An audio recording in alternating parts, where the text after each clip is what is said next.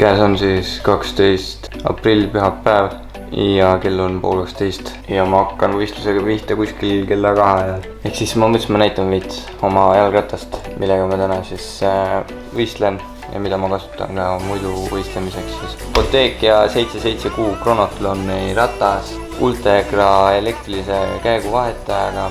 Jooksud on Fulcrum Quattro Racingud, nagu ikka enne võistlusteks ratas puhtaks siis, sest öeldakse, et clean bike on fast bike ehk siis puhas ratas võrdub kiire ratas.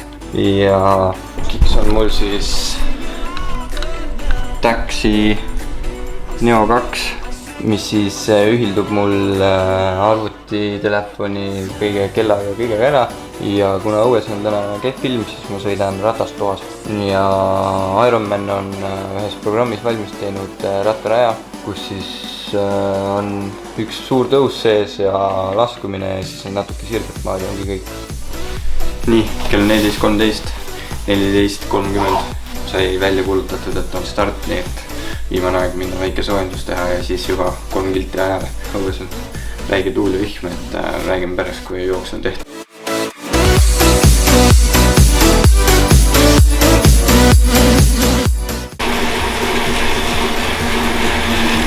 Terve aeg tõusnud kuni praeguseni. 10 kilti puhast tõusu, 13% tõusu vahepeal. Karm.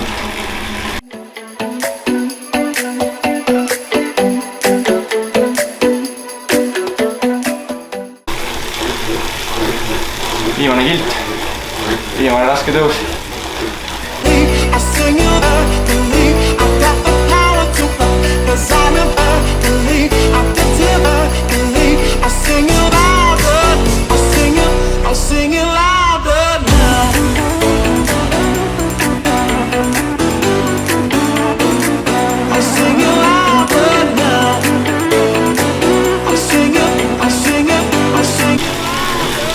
Ei 100 meetrit.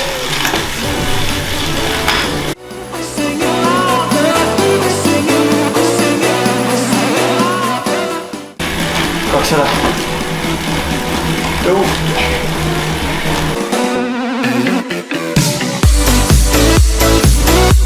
Sõit.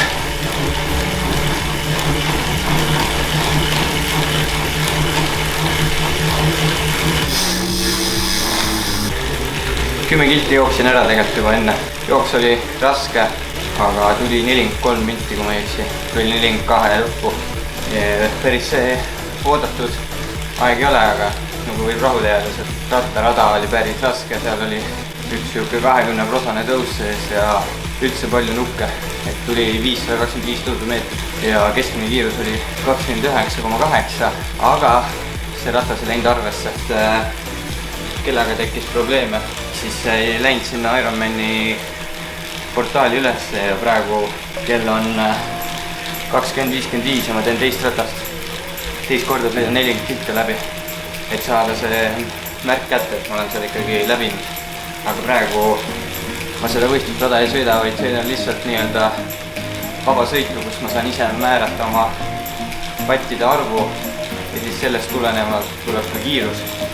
Ehk siis panin 100 vatti ja üritan pööret arvu hoida 90 peal, et siis oleks siuke taastav sõit pigem.